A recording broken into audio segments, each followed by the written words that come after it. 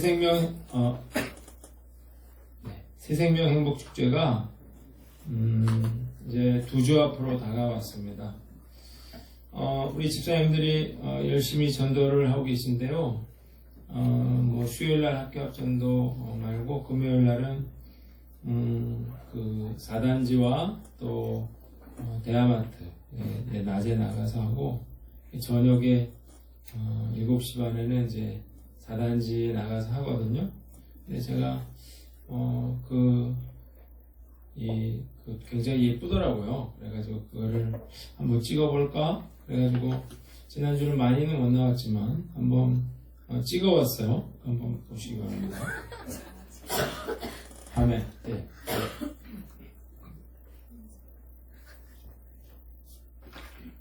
안 꺼도 되는데. 네, 틀어주세요. 이분은 우리 정홍기 집사님인데요. 키가 되게 커 보이고 있습니다.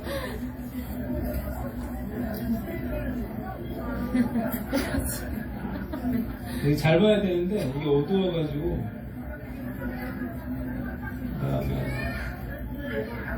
요거는 이제 조미라 집사님 시고요. 요분은 요거는 소연이, 요분이 이선미 집사님이에요. 이선미 집사님. 근데 소연이는 할 거 하기 싫어서 나왔다고 했어요.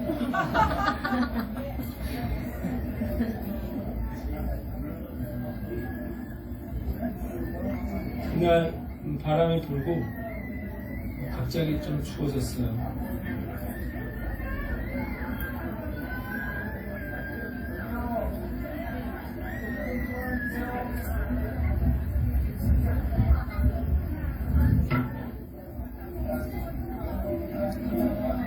여기는 술판이 벌어지고 있는데. 네, 빼주세요. 이게 스마트폰으로 볼 때는 되게 되게 예뻤는데 이러려고 찍은 건 아니었고요. 되게 예뻐서 찍었는데 한번 보여드리면 좋겠다 그런 생각이 들어서 보여드렸어요. 우리 벌써 2주밖에 안 남아가지고요.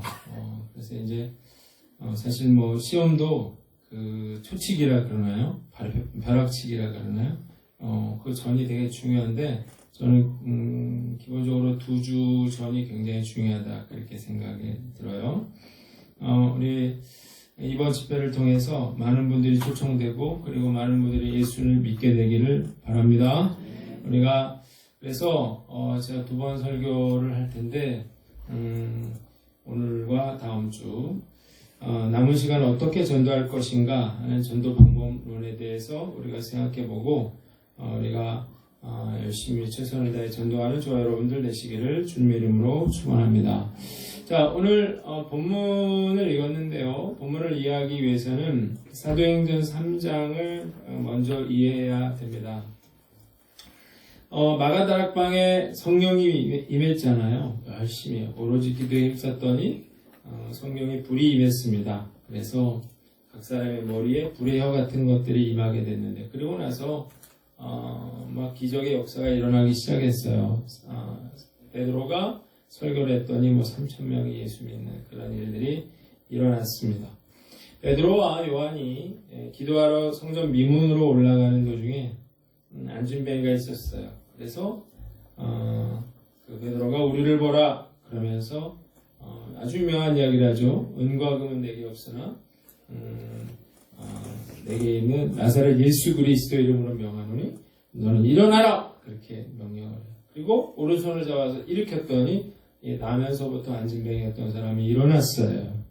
그래가지고 그가 소리를 치면서 걷고 뛰면서 성전 안으로 뛰어 들어가게 되는데, 이 소문이 삽시간에 퍼지게 되면서 많은 사람들이 이 안진뱅이를 구경하러 몰려들기 시작했습니다. 그래서 베드로가 솔로몬 행각에 모여든 그런 사람들에게 예수 그리스도의 그러한 부활의 능력을 이제 선포하는 것입니다. 그게 그리고 나서 이제 사도행전 4장 말씀인데요.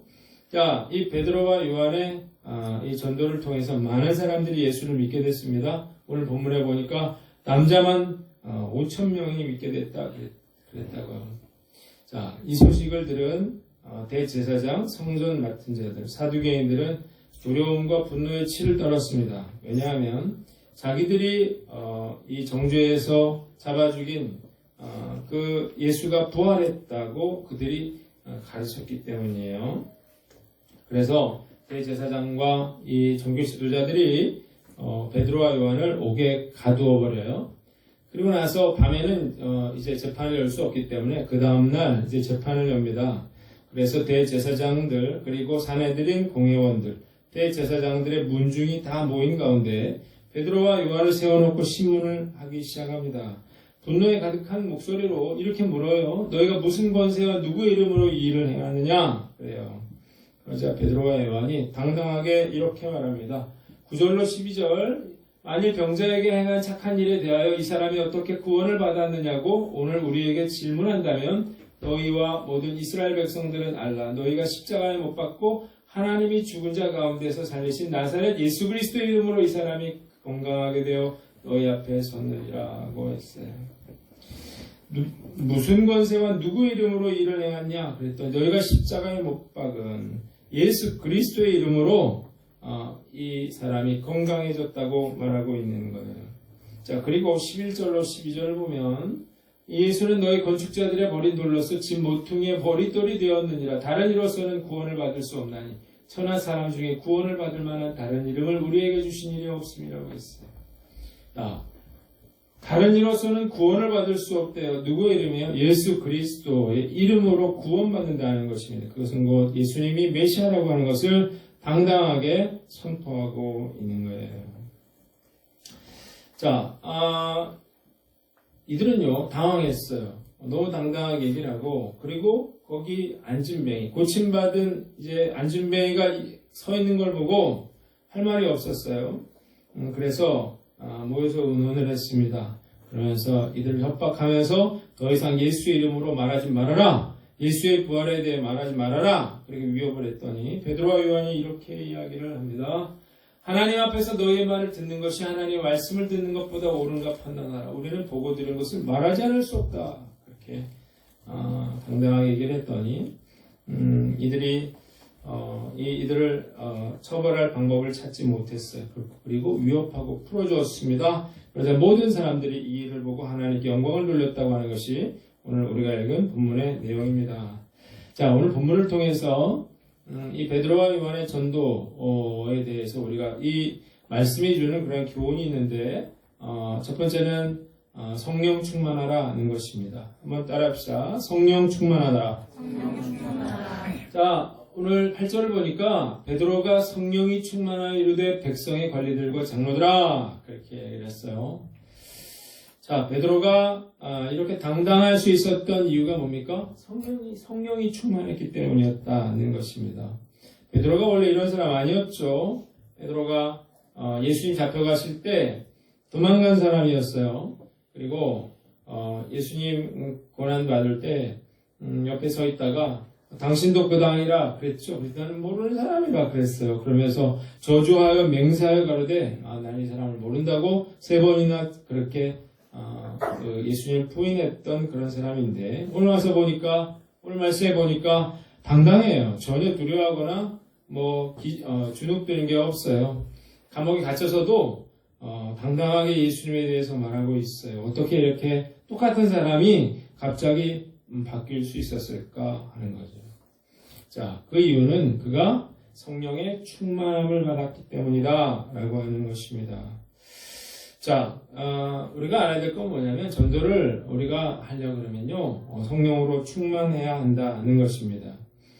아무리 오래 예수를 믿었어도요 내가 교회 20년, 30년, 40년, 50년을 다녀도요 성령 충만하지 못하면 담대하게 예수님을 전할 수가 없습니다. 한국교회에는 다른 거 다 잘해요. 그런데 나는 전도는 못합니다. 그렇게 이야기하는 그런 성도들이 너무 많아요. 그러면서 뭐라고 하냐면 목사님 저는 전도의 은사가 없나 봐요. 유유. 전도에 은사 있는 사람이 어디 있어요? 여러분 성령 충만하면요 누구나 다 그 담대하게 예수님을 증거할 수 있게 됩니다. 자, 여러분, 그 술 취함과 성령 충만의 공통점이 있습니다. 성경에는 재밌게도 성령 충만에 대해서 설명하면서 술 취함에 대해서 이야기를 해요. 에베소서 5장 18절을 보면 술 취하지 말라 이는 방탕한 것이니 오직 성령으로 충만함을 받으라 그랬어요. 자, 사도행전 2장을 볼까요? 2장 13절을 보니까 또 어떤 이들은 조롱하여 이르되 그들이 새 술에 취했다. 성령 받아가지고 막 이 사람들이 충만해가지고 했더니 뭐라고 말했습니까? 새 술을 마셔서 지금 술 취했다 그렇게 말을 했다는 거예요. 그러니까 성령 충만함과 술 취함이 공통점이 있는 것 같아요. 자, 어떤 공통점이 있을까요? 첫째, 말수가 안 됩니다.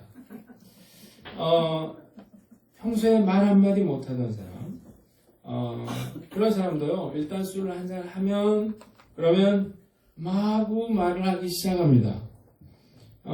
수다쟁이가 되는데요. 더 놀라운 건 뭐냐면, 한 얘기 또 하고, 한 얘기 또 합니다. 그러면서 자기는 술 안 취했다 그래요. 이 술을 마시면, 그 얌전하던 사람도 말을 많이 하게 됩니다. 그래서 주변 사람들이 싫어합니다. 그만 말하라 그래요. 성령 충만도 마찬가지인데요. 성령 충만해지면 그래서 마음에 기쁨이 생겨요. 그래서 누구에게 말하지 않고는 견딜 수가 없어요. 그래서 전도를 하게 되는 것입니다. 두 번째는요. 노래를 합니다. 술에 취하면 기분이 좋아져요. 그래서 절로 노래가 나옵니다. 기분이 좋아지면 춤도 춥니다. 성령 충만해도 마찬가지예요. 그래서 성령 충만해지면 막 춤추고 노래를 합니다. YFC 수련회를 지난번에 갔는데 아이들이 그 설교 끝나고 기도하고 나서 이렇게 막 춤을 추는데요. 저는 깜짝 놀랐어요. 거기가 그 바닥이 막 출렁거리는 거예요. 그 많은 인원이 막 거기서 아이들이 뛰니까 바닥이 막 출렁거려서 이거 주저앉는 거 아니야? 그런 걱정을 했는데 성령 충만해지면 덩실덩실 춤을 추게 됩니다. 세 번째는요, 우입니다. 이 처음에는 웃고 좋아하다가 더 마시면 울기 시작합니다. 왜 우는지는 모르겠어요. 그리고 막 통곡을 하기도 해요. 근데 성령 충만해도 마찬가지죠. 성령 충만하면 회개의 눈물을 흘립니다. 그리고 나서 시간이 더 흐르면 그러면 감사의 기쁨의 눈물을 쏟게 됩니다. 네 번째는요, 권합니다. 술에 취하면 참 이상한 건 뭐냐면, 자꾸 다른 사람에게 술을 마시라 그래요. 제가 예전에 회사 다닐 때, 제가 회식은 나는 술을 안 마십니다. 그랬더니 그냥 가기만 하래요. 앉아만 있어요. 술 먹지 말라고. 그래서 따라가면은, 꼭 술이랑 잔이랑 가져와가지고, 그렇게 얘기해요. 전태성 씨가 한 잔만 마시면 소운이 없겠다 그래요. 자기만 마시면 되지. 뭐 그렇게 사람을 술 한 잔 마시게 하려고 그러냐고. 근데요, 성령 충만함 받으면요, 똑같은 현상이 일어납니다. 그래서 사람들 쫓아다니면서요, 아까도 봤잖아요. 정의쌤이 쫓아다니고 있잖아요. 싫다는데 가가지고 계속 교회 딱 한 번만 나와라. 그렇게 말해요. 딱 한 잔만 마셔. 이거하고 별로 다를 게 없는 거죠. 자, 다섯 번째, 용감해집니다. 자, 술 마시면 소극적인 사람도 용감하게 행동합니다. 그래서 소리도 막 지르고요, 사태질도 하고 객기도 부리고 그래요. 성령 충만해지니까 베드로와 요한을 보세요. 감옥에 들어가서도 뭐가 담당하고 있어요. 뭐가 거침이 없어요. 말릴 수가 없는 거죠. 여섯 번째는요, 지배당한다는 것입니다.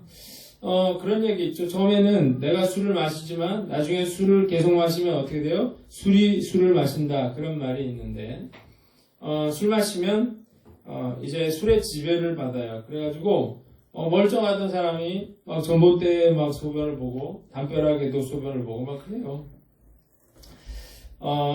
반면에 성령으로 충만하면 성령의 지배를 받습니다. 그래서 성령의 열매가 나타나게 돼 있어요. 그래서 사랑이라든지 온유라든지 절제라든지 충성이라든지 그런 성령의 열매들이 나타나게 됩니다.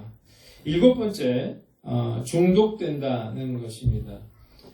술에 깨면 성경에 나오죠. 다시 술을 찾습니다. 내가 또 술 마시겠다는 건데, 그 알딸딸한 그런 기분, 이런 것들을 계속해서 느끼고 싶어지는데요. 그래서 또 술을 찾게 되는 것입니다. 성경 충만도 마찬가지예요. 성경 충만해지면 또다시 그런 기쁨과 은혜를 체험하기를 원해요. 예전에 우리 그 이정란 집사님이 우리 교회에서 성령 집회를 했을 적에 그 집사님 은혜 많이 받아가지고 막 그런 데다가 주렁주렁 막 여러분 보시는 분들 있죠? 거기다 막 무슨 그런 말씀들을 막 이렇게 달아놓고 막 그러면서 저희가 다른 교회에 그런 집회 가면 안 되겠냐고 그렇게 나한테 묻기도 했는데 성령 충만해지면 그런 것들을 원하게 되어 있습니다. 자, 마지막으로 이 냄새를 풍긴다는 거예요. 자, 술을 마시면 술 냄새가 난다는 사실을 아시기 바랍니다. 술 마시고 자기는 술 안 마셨대요. 냄새는 어떻게 할 거냐 말이죠. 자, 멀리서부터요 술 냄새가 쫓아옵니다. 성령 충만하면 마찬가지로 그리스도의 향기가 납니다. 말하지 않아도 성령의 그런 냄새가 나게 돼 있다는 거예요. 여러분, 우리가 전도를 못하는 이유는 복음에 대해서, 말씀에 대해서 내가 몰라서 못하는 게 아니고요. 내가 성령 충만하지 못해서 그러는 거예요. 성령으로 충만해지면 이런 여러 가지 그런 현상들이 나타나게 돼서요. 그래서 결국 열심히 전도할 수밖에 없게 되는 것입니다. 그래서 우리가 해야 될 일이 있어요. 한번 따라합시다. 기도하라. 자, 성령 충만한 언제 성령을 받았습니까? 제자들이 모여서 오로지 기도에 힘쓸 때 성령의 역사가 부어졌어요. 그리고 성령 받은 제자들이 나가서 전도할 때 많은 그런 열매들이 있었다는 것입니다. 자, 우리 2주 남았는데요. 그래서 이 새생명 행복 축제를 위해서 전주에 특별 새벽 기도도 하고 하려고 그래요. 여러분들이 열심히 기도하셔서 성령으로 충만해 주십시오. 그래서 많은 영혼들을 구원하는 저와 여러분들 되시기를 주님의 이름으로 축원합니다. 두 번째는 담대하라는 것입니다. 한번 따라합시다. 담대하라. 2절을 보니까 예수 안에 죽은 자의 부활이 있다고 백성을 가르치고 전함을 싫어하여 그들을 잡음에 그랬어요. 자, 예수의 부활을 가르쳤더니 이들이 어떻게 했습니까? 싫어했다고 했어요. 그래서 베드로와 요한을 잡아서 감옥에 가두었다는 거예요. 여러분, 전도사역이라고 하는 것은 한 사람을 단순하게 교회로 데려오는 것이 아닙니다. 전도는 영적 전쟁이에요. 자, 빛 가운데 있는 사람들이 있어요. 반면에 어둠 가운데 있는 사람들이 있거든요. 자, 어둠 가운데 있는 사람들을 빼앗아 오는 것입니다. 그래서 빛으로 인도해낼 때 누군가를 구출한다고 생각해 보세요. 가만히 있겠나? 가만히 있지 않죠. 쫓아오게 돼 있어요. 자, 그래서요, 우리가 전도하면 그런 악한 영이 가만히 있지 않고요, 자기 지배하에 있던 사람들을 빼앗기지 않기 위해서 방해를 하고 문제를 일으키고 이렇게 핍박을 하게 되어 있다는 것입니다. 그래서요, 전도를 하러 가보면 참 신기한 일들이 많이 일어나는데 꼭 그거를 가로막는 친구가 있어요. 옆에 사람이 가로막거나 못하게 해요. 반대를 하는 사람들이 있습니다. 그리고 이상하게 분명히 그날 오기로 했어요. 내일. 그래서 근데 아침에 전화 오죠. 애가 아프다는 거예요. 그래서 못 가겠다는 거예요. 전도를 하려고 이렇게 가잖아요. 그럼 갑자기 전화가 와요. 그래서 여보세요? 그렇게 그래서 말을 못하게 한다든지 그런 여러 가지 그런 어려움들이 분명히 생겨납니다. 자, 우리가 매년 전도 집회를 앞두고 이런저런 힘든 일들이 일어나게 되는데요. 그래서 제가 13년을 했잖아요. 그러면서 마음에 두려운 마음이 있을 때가 있어서 꼭 이렇게까지 해야 되냐? 왜 이렇게 힘드냐? 차라리 그냥 포기하고 싶은 마음이 들 때도 있었어요. 그런데 놀라운 건 뭐냐면 집회가 끝나면 싹 사라지더라고요. 여러분, 그런 것입니다. 사단이 복음이 전해지는 걸 싫어합니다. 그래서 전도를 하면 그걸 막으려고 어떻게든 수단과 방법을 가리지 않고 협박을 하든지 핍박을 하든지 방해를 하게 돼 있다는 사실을 아시기를 바랍니다. 그럴 때 우리가 알아야 될 건 뭐냐면 그럴 때 기죽지 않는 거예요. 그리고 그것을 당연하게 받아들이는 거예요. 여러분, 우리가 그런 일을 하는데 박해가 생겼습니까? 어려움이 생겼습니까? 그러면 그것을 감사함으로 기쁨으로 여기십시오. 아무것도 안 했기 때문에 아무 일도 일어나지 않는 거예요. 그것은 오히려 부끄러워해야 할 일이라는 거예요. 자, 우리가요 담대해야 될 이유가 있어요. 감옥에 잡혔죠? 그래서 이들을 어떻게 했습니까? 아무것도 이들을 손대지 못했어요. 이들을 해하지 못했어요. 결국 베드로와 요한을 풀어줄 수밖에 없었던 거예요. 우리가 어려운 일이 있을지도 모르겠어요. 그런데 여러분들이 담대하게 그 어려움들을 이겨나가십시오. 그러면요 결국 모든 문제들은 해결되고 그리고 하나님의 역사가 일어나게 되는 거예요. 여러분, 사단의 견고한 진이라는 게 있어요. 그래서 그 지배 세력 가운데 지배하에 있는 그런 사람들이 있는데 그게 교회마다 한 귀퉁이를 무너뜨리는 거예요. 그래서 그걸 허물어뜨리면 각 교회마다 그렇게 허물어뜨리면 사단의 견고한 진이 무너지기 시작하는 거거든요. 우리가 그 일들을 시작하기 때문에 그래서 어려움이 생기는 건 당연한 거예요. 오늘 남은 기간 여러분들이 어떤 어려움이 있더라도 담대하게 어려운 그런 모든 일들을 이겨나가는 저와 여러분들 되시기를 주님의 이름으로 축원합니다. 마지막으로 확신을 가져라는 것입니다. 한번 따라해 봅시다. 확신을 가져라. 12절을 보니까 자 베드로가 뭐라고 말해요? 다른 이로서는 구원을 받을 수 없나니 천하 사람 중에 구원을 받을 만한 다른 이름을 우리에게 주신 일이 없음이라고 했어요. 자, 베드로와 요한은 확실하게 알고 있었어요. 예수님이 예수님을 통해서만 구원받을 수 있다 라고 하는 그런 확신이 있었어요. 그렇기 때문에 감옥에 가두어도 또 죽인다 그래도 굴하지 않고 복음을 전할 수 있었던 것입니다. 자, 그들을 불러서 경고했어요. 도무지 예수 이름으로 말하지도 말고 가르치지도 말라 그랬더니 베드로와 요한이 뭐라고 했습니까? 하나님 앞에서 너의 말을 듣는 것이 하나님의 말씀을 듣는 것보다 옳은가 판단하라. 우리는 보고 들은 것을 말하지 아니할 수 없다. 이들은 자신들의 행동이 복음을 전하는 행동이 하나님 앞에서 옳은 것이라고 하는 확신이 있었어요. 그가 보고 들은 것을 전하지 않을 수 없다고 하는 그런 확고한 신념이 있었어요. 그래서 반대를 하든 핍박을 하든 죽인다 그러든 개의치 않고 복음을 전할 수 있었다는 것입니다. 여러분 많은 분들이 속고 있는 게 있어요. 전도는 어렵다, 전도는 안 된다 그러는데 전도가 어려운 건 사실이지만 전도가 안 된다는 말은 사실이 아닙니다. 여러분 그 이유는 지금도 수없이 많은 사람들이 복음을 통해서 예수님을 믿고 있기 때문입니다. 예수님의 이름에는 능력이 있어요. 그래서 말씀을 선포하면 그 말씀을 듣고 예수 믿고 구원받는 사람들이 생겨난다는 사실을 믿으시기를 바랍니다. 이것은 2000년이 넘는 시간 동안 동일하게 일어난 그런 하나님의 역사예요. 전도를 해보지도 않고 안 된다, 못한다 이렇게 생각하는 사람들이 너무나 많고 결국 그것은 확신이 없기 때문이에요. 제가 13년 동안 세가족 성경 공부를 해왔습니다.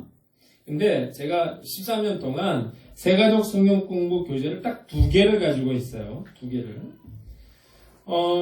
그 이유는 뭐냐면 다 거기서 거기에 다 똑같은 이야기이기 때문에 굳이 다른 처음에는 그런 것도 생각 많이 했죠. 좀 새로운 교재는 없을까? 없어요. 다 똑같은 그런 교재. 그래서 2개를 가지고 13년을 성경 공부를 했습니다. 여러분, 서당계가 10년이면 뭐를 읊어요? 풍어를 읊는다고 했어요. 저도요, 10년 넘게 똑같은 교재로 성경 공부를 했더니요, 저도, 약간 좀 도가 드는 것 같아요. 자화자찬인지 모르겠지만, 제가 이제 성경 공부를 시작할 때 물어보는 게 있어요. 옛날에는 그냥 이렇게 쭉 했어요. 순서대로. 우리가 책 2단계잖아요. 첫 번째는 사랑하는 교회 5주짜리 하나, 그 다음에 풍성한 삶 7주짜리 그걸 이렇게 하게 되는데 제가 요즘에는 물어요. 그래서 뭘 묻냐면 신이 있습니까? 없습니까? 그렇게 물어요.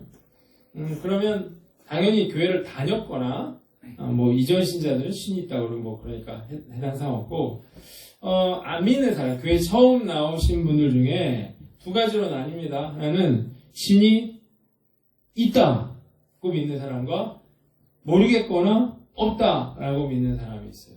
그러면 여러분 생각해 보세요. 신이 없어. 그런데 내가 그 예수님에 대해서 가르치는 것이 무슨 의미가 있겠어요? 신이 있어야 그 신을 믿을 거 아니겠어요? 그러니까 신이 있다. 그러면은 사랑의 교회 5주 그걸 시작하면 돼요. 뭐 예수 그리스도는 누구인가? 뭐 신앙이란 믿음이란 무엇인가? 뭐 이런 것들. 그런 거 이제 설명해 교회는 무엇인가? 뭐 그런 걸 나가면 되는데 신이 없거나 신이 있는지 없는지 모르겠다면 어디부터 시작해야 되냐면 그러면 신의 존재적인 논증부터 해야 됩니다. 신이 왜 있을 수밖에 없는가? 그래서 이제 내가 물어보는 게 있어요. 그러면 한번 생각해 보십시오. 전 세계적으로 기독교, 가톨릭까지 합하면 몇 프로나 되겠습니까? 그러면 뭐 한 30% 된다 그래요. 자, 그러면 이슬람교는 몇 프로 정도 되겠습니까? 거기도 한 30% 된다 그래요? 60%잖아요. 그럼 불교는 몇 프로 정도 되겠습니까? 불교 하나 20% 되면 80%예요. 거기다가 힌두교도 있잖아요. 그러면요, 거의 98% 9% 이렇게 된다. 그러니까 실제로 뭐 잡신까지 다 따지면요, 전 세계에서 신이 없다고 믿는 사람은 1%도 되지 않습니다. 그러니까 사람들은 이렇게 생각해요. 신이 없다고 나는 무신론이야 이렇게 말하는 사람이 전 세계에서 절반쯤은 될 줄 알지만 사실 그런 사람은 극소수에 불과하는 것입니다. 피조물이 있다는 건 창조주가 있다는 걸 말하죠. 자식이 있다는 건 그 자식을 낳은 부모가 있다는 걸 말하잖아요. 그러니까 당연히 이 세상에 존재하는 것은 인간이 존재한다는 것은 그 인간을 창조하신 하나님이 계신다. 뭐 그런 식으로 하나님에 대해서 설명을 하면 이해를 하게 됩니다. 그러면 예수님을 가르쳐야 되잖아요. 예수님을 믿게 해야 되는데 그러면 예수님은 왜 중요하냐는 거죠. 왜 예수님이 중요하냐. 그걸 설명하기 위해서는 죄에 대해서 설명을 해야 돼요. 왜 예수님이 내 죄를 위해서 죽으셨는데 내가 죄인인지 아닌지 나는 모르고 있어요. 그러면 안 되잖아요. 그러면 이 세상에 죄에 대해서 얘기를 해야 돼. 그럼 죄가 어떻게 들어왔는가를 설명해야 되잖아요. 그러니까 이제 선악과에 대한 이야기를 하게 됩니다. 그리고 죄의 결과 인간이 어떤 심판을 받게 되는지를 이야기를 하고 그래서 로마서에 대해서 이야기를 해요. 로마서에 뭐 동성애부터 시작해서 뭐 탐욕과 질시와 뭐 미움과 다툼 뭐 이런 모든 그러한 죄악들이 주르르 나오잖아요. 근데 세상을 보십시오. 살인, 그런 음란, 그런 우상숭배, 그런 죄악으로 가득한 세상을 살고 있기 때문에 사실 우리가 죄인이라고 하는 사실을 쉽게 이해할 수 있게 됩니다. 문제는 뭐예요? 죄의 삭은 사망이라고 했어요. 심판이라고 했어요. 그러니까 우리는 죽으면 어떻게 되는가를 물어봐야 되는 거죠. 죽으면 어떻게 되겠습니까? 그러면 이제 고민을 하죠. 죽음 위에 아무것도 없다고 말할 수도 있고 죽음 위에 뭔가 있다고 생각할 수도 있잖아요. 그러면 제가 이야기하기를 보험은 왜 듭니까? 우리 교회차 14년 동안 한 번도 사고 한 번 안 났는데 보험 들었어요. 지금까지 들고 있어요. 그 이유는 사고가 날까봐 드는 거죠. 자, 만약에 선생님이 오늘 죽었는데 죽음 이후에 끝이 아니면 어떻게 하겠습니까? 보험도 드는데 우리는 왜 예수를 안 믿겠습니까? 그렇게 얘기를 해요. 그리고 죄의 문제를 해결하신 분이 누구예요? 예수님이야. 예수님이 나 대신 죽어주셨다는 거죠. 왜 예수님을 믿어야 되는가? 그 믿음을 의로 여기신다는 거예요. 그래서 예수를 믿으면 구원받는다는 사실을 알려줍니다. 거기까지 가야 그리고 이제 예수님이 어떤 분인가를 설명하는 거죠. 예수님이 병자들을 고쳤어요. 예수님이 귀신을 쫓아냈어요. 풍랑과 그런 바람을 잔잔하게 했어요. 오병이어 수천 명을 먹였어요. 죽은 자를 살렸어요. 자신도 죽었다 부활했어요. 이 모든 것은 실제로 일어난 일이라고 알려줍니다. 그러면 놀라요. 왜냐하면 신화적인 존재로 생각하는 거죠. 그래서 제가 물어보는 건 2019년은 왜 2019년입니까? 그렇게 물어봐요. 그럼 잘 몰라요. 2019년은 예수님의 탄생을 기점으로 BC와 AD로 나누는 것이죠. Before Christ라는 뜻. 그걸 알려줘요. 그리고 우리가 예수님 믿건 말건 예수님이 그런 일들을 행하신 것은 역사적인 사실이다라고 가르쳐줘요. 그리고 이제 우리는 그 예수님을 믿을 거냐 말 거냐를 묻는 거예요. 교회 다녔던 사람들은 저는 이제 그런 이야기를 하는 거죠. 그럼 믿는다는 건 뭐냐는 거예요. 입으로 나는 예수 믿어요. 그게 믿는 게 아니죠. 믿는다는 건 뭐예요? 내가 삶의 왕좌에서 내려와서 예수님을 내 삶의 주인으로 모시는 것. 그것이 예수님 믿는 거죠. 그러니까 내가 하고 싶은 대로 내 멋대로 사는 건 예수님 믿는 게 아니라고 가르쳐요. 저는 말씀을 가르치면서 성경 공부를 하면서 내가 전한 예수 그리스도 복음의 그런 말씀으로 한 사람이 예수 믿고 구원받는 것을 봅니다. 우리 교회. 자, 여러분 안 되는 게 아니에요. 복음에는 능력이 있어요. 그래서 들으면 예수 믿게 됩니다. 아멘. 이 확신을 여러분들이 가지세요. 그들이 듣지 않았기 때문이지 때가 돼서 그 말씀이 들려오면요, 그 말씀을 듣고 그 하나님을 알게 돼요. 하나님의 자녀로 거듭나는 놀라운 그런 사건이 일어납니다. 사람이요 아무 걸로도 배안 안 됩니다. 그런데요, 예수님의 이름의 능력이 있어서 예수님의 이름으로 변화되는 놀라운 역사가 일어난다는 사실을 믿으시기를 주님의 이름으로 축원합니다. 확신이 있으면요, 예수를 전할 수가 있는 거예요. 쇼호스트라는 사람들이 있죠.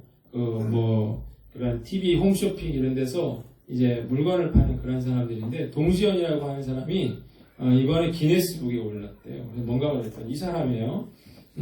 화장을 어떻게 했는지 48살인지 된다는데, 이분이 그 가방을 파는데 40분 만에 20억을 벌었대요. 진짜로 매진 그 다 거짓말이거든요. 근데 이분은 진짜로 40분 만에 그 모든 가방을 다 팔아서 20억을 팔아가지고 기네스북에 올랐다는 거예요. 그래가지고 그게 화제가 돼서 라디오스타 이런 데 나오고 프로그램에 출연하고 이러면서 이분이 유명해졌는데, 이분이 원래는 승무원 출신이라 그래요. 비행기. 그래서 쇼호스트를 시작했는데, 이분이 뭘 알았냐면, 유명하다 그래서 사람들이 그 물건을 사주는 게 아니라는 걸 아는 거죠. 그래서 중요한 건 어떻게 좋은 물건을 잘 소개하느냐, 그게 중요하다는 걸 알았어요. 그래서 이분이 새벽 4시 전에 잠을 자본 일이 없을 정도로 선배들을 따라다니면서 보고 배웠다 그래요. 패션 학원 다니고 패션 서적들을 읽고 대학원에 들어가서 공부하고 이러면서 이 제품에 대한 정확한 정보에 대한 공부를 하고, 그리고 자기가 써보고 객관적인 관점에서 제품의 장점을 명확하게 전달하려고 애쓰고 있다 그래요. 이 많이 파는 사람들은 뭔가 분명히 다른 게 있는 거예요. 여러분, 이분이 확신을 가지고 팔기 때문에 사람들이 사는 거예요. 이게 정말 중요한 기회라는 거예요. 지금 놓치면 안 된다는 거예요. 그게 먹히기 때문에 사람들이 너도나도 거기 전화해가지고 그 제품을 구매하는 거거든요. 여러분, 이게 그래봐야 가방이고요. 그래봐야 시간 지나면 다 쓸모없는 것들이에요. 그런데 진짜인지 가짜인지도 그런 그런 상품들을 정말 확신을 가지고 사람들이 팔고 있어요, 장사꾼들이. 근데 우리는 정말 복음이라고 하는 것은 2000년 동안 놀라운 그러한 역사를 이루어왔다는 사실을 우리가 눈으로 보고 있잖아요. 자, 복음을 통해서 이 교회가 세워졌다고 하는 사실을 여러분들이 보고 있잖아요. 경험하고 있잖아요. 그런데 여러분들이 확신이 없어서, 여러분들이 자신이 없어서, 그래서 전도가 안 된다, 못 된다 그렇게 말하고 있는 건 너무나 안타까운 일이 아닐 수 없어요. 자, 여러분, 확신을 가지시기를 주님의 이름으로 축원합니다. 저는 예수님을 전하면 듣기만 하면 결국 예수님 믿게 되어 있다고 저는 확신하고 있습니다. 오늘 이 믿음으로 여러분들이 열심히 전도하는 저와 여러분들 되시기를 주님의 이름으로 축원합니다. 그래서 우리가 해야 될 일은 관심을 가져라는 것입니다. 한번 따라합시다. 관심을 가져라. 전도를 하고 싶은데 할 사람이 없다 이렇게 말하는 건요 다 핑계예요. 왜 전도할 사람이 없냐면 관심이 없기 때문에 그래요. 여러분들이 관심을 가지면요 내가 뭘 자동차를 살까 하면 차들이 보이게 돼 있습니다. 내가 가방을 살까 그러면 다른 사람들의 가방이 보이기 시작하는 거예요. 마찬가지로 전도를 하려고 마음 먹으면 전도자의 관점으로 사람을 볼 수 있게 됩니다. 같은 아파트 사는 분들도 있고, 아이들 학교 친구들, 엄마들도 많고요. 믿지 않는 친구들 많고, 믿지 않는 가족들도 많고, 얼마든지 전도할 사람들 많이 있어요. 자, 여러분, 여러분들이 먼저 관심을 가지고요. 그리고 정하세요. 2주밖에 안 남았잖아요.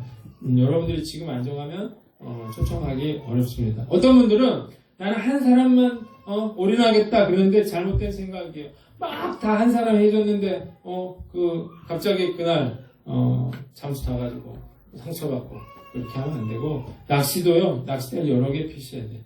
여러분들이 여러 개 초청장을 줘야, 그래야 그 중에 한두 사람 걸리는 거예요. 우리가, 전도왕들은요, 전도 대상자가 수천 명에 달합니다. 그래서 많이 전도를 할 수밖에 없는 거예요. 그러니까, 전도자의 관점으로 관심을 가지고 사람들을 보시기를 바랍니다. 두 번째는 찾아가라는 것입니다. 한번 따라해 봅시다. 찾아가라. 여러분 이번 주가 중요한 이유가 뭐냐면 다음 주 내가 지금 갑자기 전해가지고 야 우리 교회 행사하는데 한번 와라. 그렇게 하면 뭐라 그러냐면 나 그때 뭐 약속이 있는데 이렇게 나온다고요.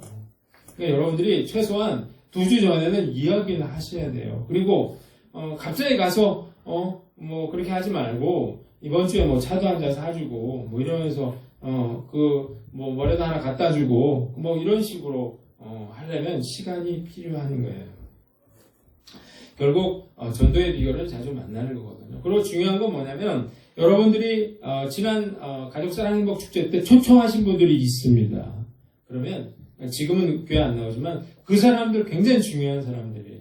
그렇게 한두 번, 우리 교회 다 그렇게 나오셨잖아요. 한 번에 나오지 않았잖아요. 몇 번 그렇게 나오다가 교회 나오게 됐잖아요. 그래서 그런 분들을 다시 초청하는 게 굉장히 중요합니다. 그리고 지난번에 꼭 오기로 약속했다가 안 온 분들이 있어요. 그래갖고 내 상처 받았는데 그런 분들 이번에 좋은 기회예요. 야, 너 지난번에 안 왔잖아. 이번에 올해 한번 와라. 이렇게 이야기하시면요. 전도 할 사람이 없다고 할 사람 많아요. 자, 고구마 얘기했잖아요. 그리고 제일 안타까운 건 뭐냐면 여러분들이 그래가지고 내버려 뒀더니 나중에 그 사람이 익어가지고요 다른 교회에서 채갈 수 있어요. 그럼 얼마나 억울하겠어요. 우리가 그때 열심히 했는데. 자, 2주 남았는데요. 마지막이 중요해요. 여러분들이 관심을 가지고 2주 동안 여러분들이 열심히 한번 초청하시는 저와 여러분들 되시기를 주님의 이름으로 축원합니다. 말씀 마치겠어요. 자, 베드로와 요한의 전도 방법을 통해서 뭘 배웁니까? 성령 충만하라는 것입니다. 담대하라는 거예요. 확신을 가지라는 거예요. 관심을 가지고 찾아가서 초청하시기를 주님의 이름으로 축원합니다. 자, 같이 우리 찬양하겠습니다. 찬송가 부를게요. 510장.